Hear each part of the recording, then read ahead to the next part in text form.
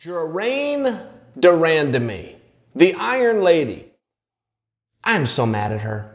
You know, I really am. And I say, here's why.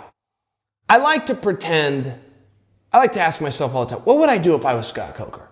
How would I handle this if I was Dana White? If I was somebody's promoter and I had to light a fire under them and get their word and get their name out there, how would I do it? Okay, fun game to play, and I'm sure you guys play it too.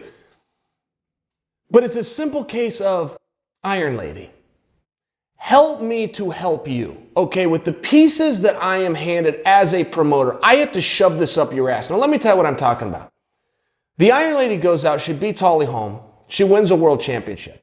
Now, when she did this, she did it all in the stand-up, 25 minutes with Holly, and that stunned me. That impressed me, but that stunned me. I wasn't familiar with the Iron Lady. I wasn't familiar with her career or her history. She just comes out all of a sudden, grabs a world championship, and beats Holly Holm in a stand-up fight. Championship rounds. She got hurt. She did the hurt and back. Her timing was solid. Her kickboxing was on point. Her wrestling, I mean, I watched her and go, whoa, this girl's great. And it was at a time when not only was that significant, I mean, you're talking about a world championship fight, but you're also looking for a contender for Chris Cyborg. Anybody in all of the lands, any promotion, any way you want to do it, no matter what they weigh, can anybody go in there and stand across from Cyborg with a reasonable expectation in the imaginations of the audience minds that they could get over? Yes, I just found her right there. She's on my TV.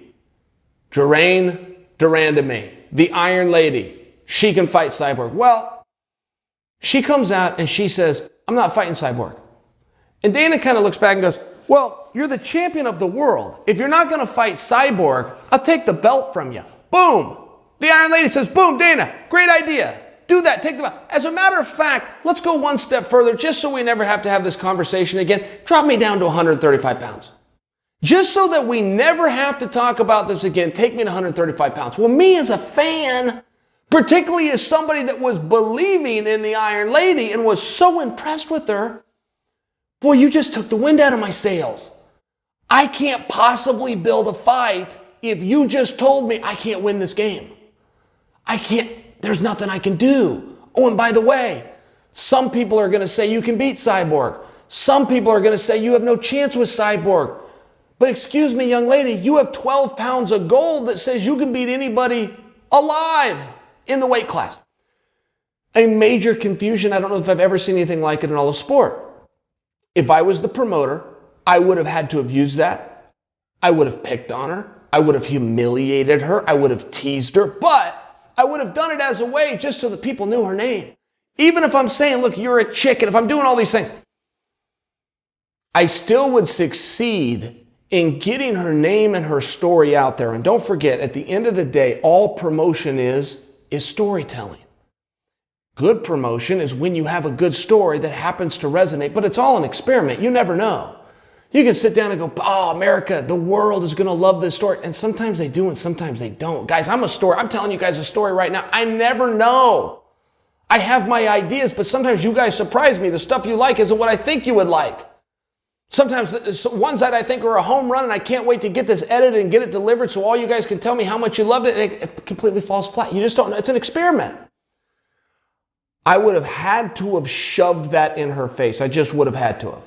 Right, all the schoolyard names, from chicken to a coward to all these different things, but I would have done it in a way to serve her that at the end of the day, Germaine, wait, at the end of the day, when I'm done telling the story and it gets passed around enough times, you're going to have a very meaningful fight with Cyborg, should you choose to take it, or with somebody else because I've got your name out there. But this is the way I'm going to have to do it because these are the cards that you gave me, and this is the story the way that it happened.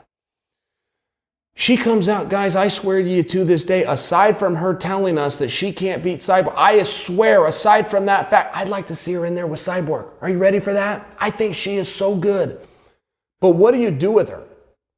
What do you do with somebody who is so unwilling to do a specific competition that they'll drop a belt and leave the weight class? Okay, great. She looks really good at 135 pounds. I was an Aspen lad believer.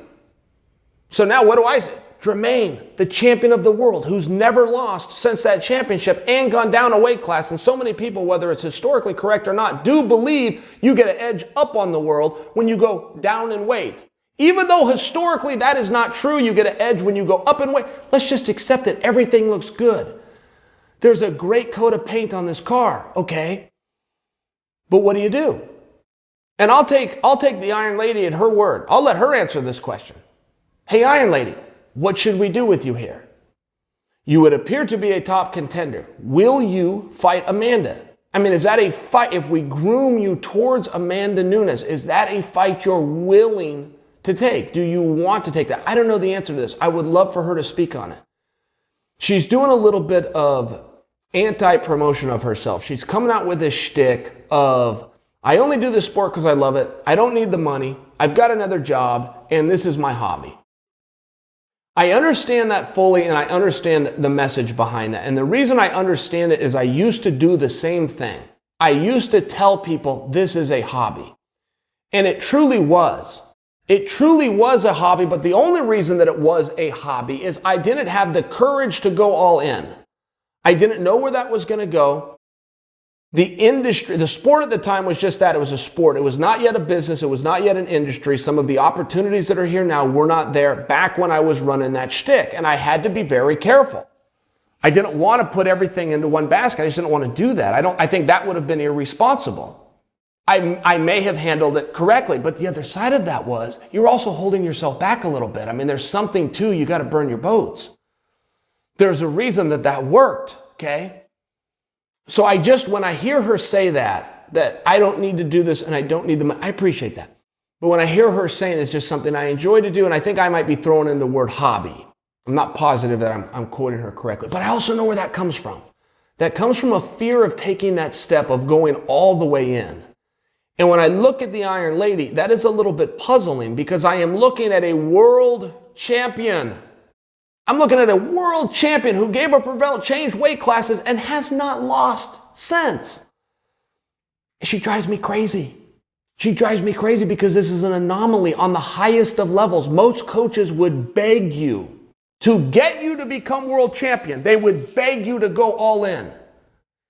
In this case, we have the world champion who is now telling us, I'm not all in. And I don't know what to do with that. I've never seen it before. I'm telling you guys this as a fighter, as a fight fan, as a fight analyst, any way you want to look at it. I just haven't seen this. I wish her nothing but the best, but I do need some clarity from her. Is this a hobby and is this a part-time thing? Because you're damn good at it. I need to know, are you all in?